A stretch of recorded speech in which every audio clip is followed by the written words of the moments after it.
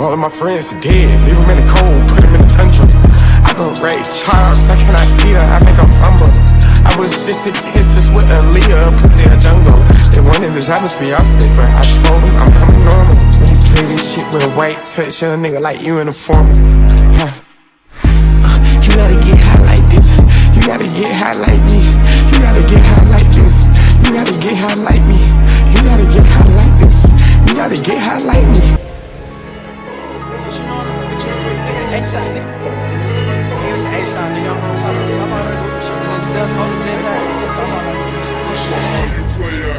Fuck y'all, nigga, fuck your squad, nigga.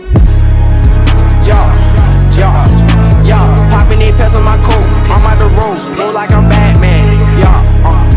Damn, what? Smart as a madman.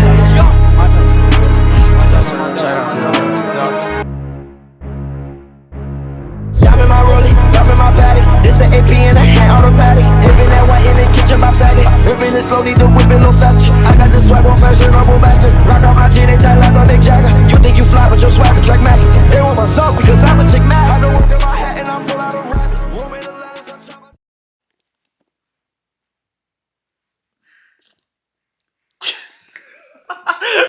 What you trying to do, man? What is happening here? My zip tie came off. All right, everyone, by the title of the video, you can see I picked up a r34 Skyline. I actually purchased this car like over a year ago now. So this has been a long time coming, but it's finally here. I love this thing to death. Oh my God, it's just too cold. I'm cooked.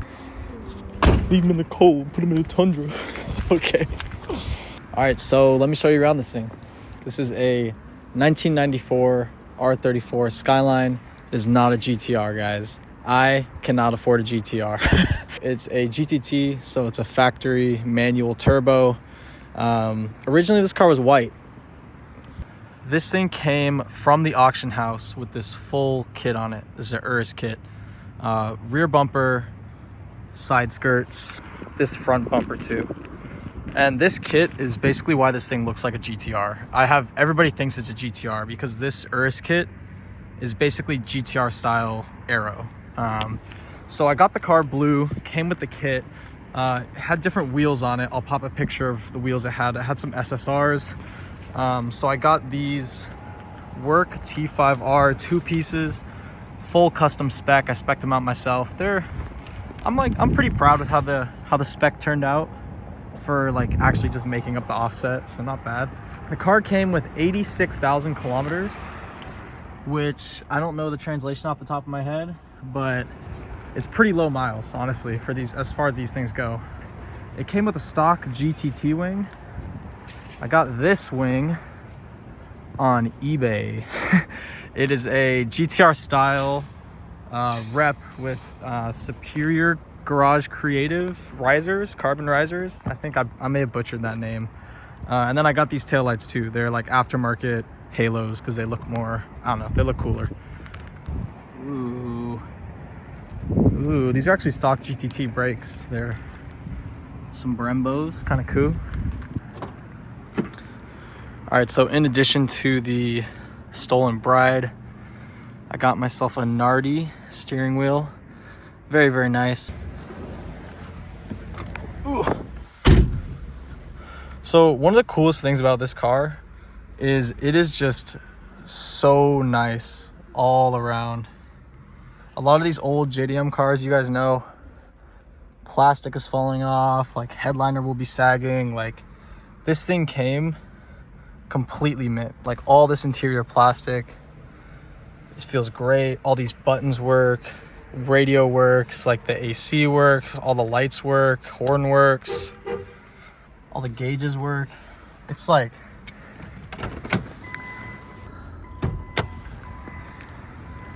it's completely stock under here. I've just got a HKS mushroom intake, and it's actually pretty quick. Like it's punchy, that's the thing. The turbo spools really quick, so like off like a 20 roll, I have Eric and I have Ethan in this car. Like this beats the FD, this beats the Supra off like a 20. Then obviously once it gets, you know, once their turbos actually spool, they blow by me. But it's punchy, it's quick. I take it to the gym, I take it to the store. I take it to I drive it an hour to San Francisco. Like, oh, it just works. It's like it's such a car compared to the other JDM cars that we've seen. Like my 240 was never like a car. It felt like a tin can on wheels. And like so many old JDM cars feel like that. This thing feels like it feels just as dailyable as my Miata. Spark the split for the suns. Yeah.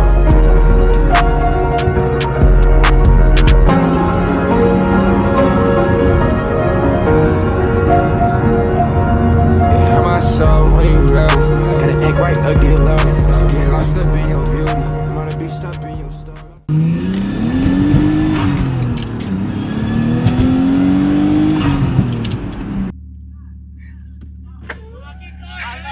That's just fucking crazy! Oh fucking god, bro! Damn! Thank you, bro. That's fucking sick, bro! Thank you, bro. That bitch down! Yeah, rub that bitch down!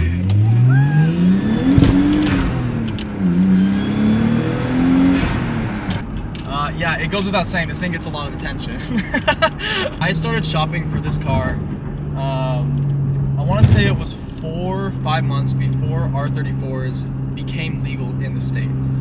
So at that point, the prices were still, they were not low, but they weren't as high as they are right now.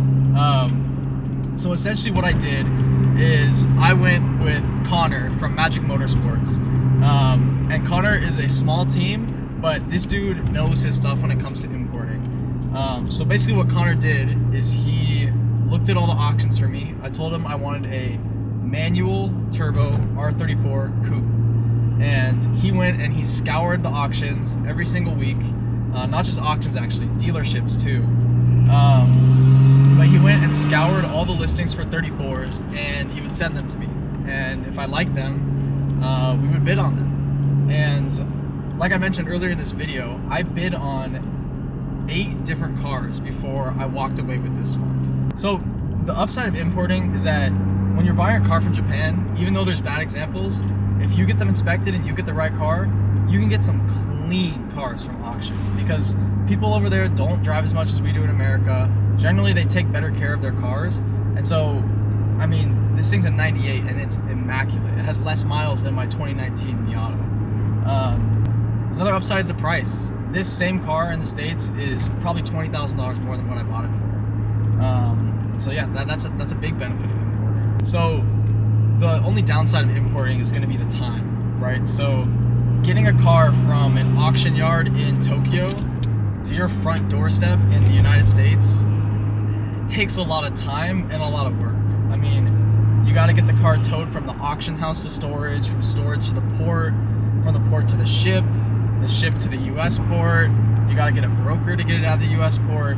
It's a lot, right? And so this car, it wouldn't start 3 of the times it was supposed to go on a ship in Japan. So this car was delayed like 4 months more than it should have been, just because it wouldn't start, right? And so when you import a car, you're running the risk of having it take a long time to arrive to you, which this thing did. Another thing I do want to mention, my importer, Connor, he felt bad that the car got delayed so many times, so he basically hooked it up with like free container shipping, which is way faster than roll on roll off, which is what most importers will generally just use. And in addition to that, this car's fueling was a little bit weird when I bought it, and so he included with the car a completely new fuel pump, radium fuel sender unit, new like HKS filter intake, just a bunch of goodies to basically make up for the fact that it got delayed. So those are my key takeaways from the importing process. The price can be really good and you can get super clean cars at the downside of potentially a long lead time from when you buy the car to when you receive it. So if you want to import a car, I'd say hit up Connor at Magic Motorsports. He knows what he's doing, he's honest. That's important. Because if I went with a shady JDM importer, this car could very well be rusted out, it could be knocking. It's just, there's a lot of things that could go wrong if you're not running a good importer.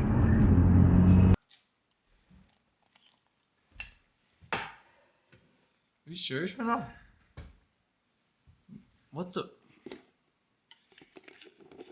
Hey, pickle. Anyways, that is the video. Thank you for watching.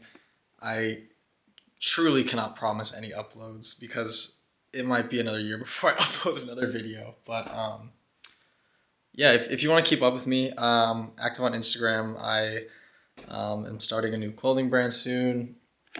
This goofy shirt I'm wearing, and these goofy embroidered jeans are both. I made both of them, so I'm been putting a lot of resources into that project, and of course Hashiriya. We actually have a sale going on right now. You know, Pickle she's always working behind the scenes to make sure all this stuff, you know, comes to fruition. So, but yeah, I know it's kind of a meme. I've been gone for so long, but for anybody that's stuck around, that's still watching this, I really appreciate you. So, yeah, thanks so much for watching, and I'll keep you guys in touch. I fucked up the outro. Thanks for watching, guys. I'll stay in touch, guys. Hurt my soul when you love. Gotta act right or get low. Get lost up in your beauty. I'm on the beach up in your story. Don't keep shit on with 40. Yo, friends up on that hating shit again, I'm knowing. Remember what you said? Yeah. Hit your phone, you gon' be right up. Hit my phone, gon' be right here. Hell for you, baby, for